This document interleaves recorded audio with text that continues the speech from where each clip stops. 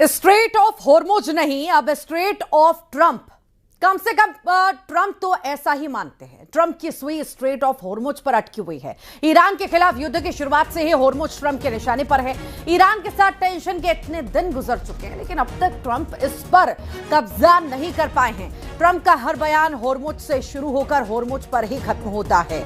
अब straight of Hormuz पर Trump का नया पोस्ट सामने आया। ट्रंप ने जारी की होर्मुज की नई तस्वीर। स्ट्रेट ऑफ होर्मुज को दिखाया है स्ट्रेट ऑफ ट्रंप।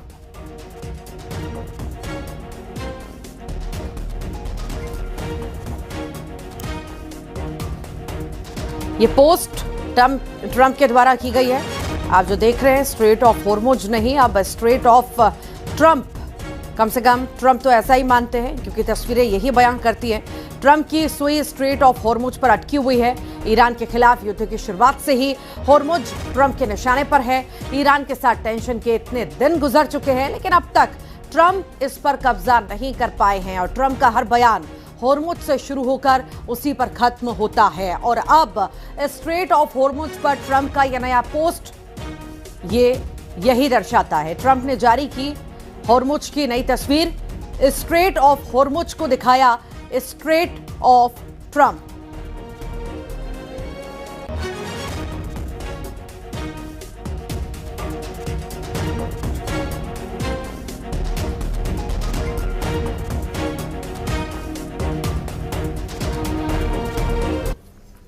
और इसी के साथ ही फिलहाल के लिए इतना ही। नमस्कार।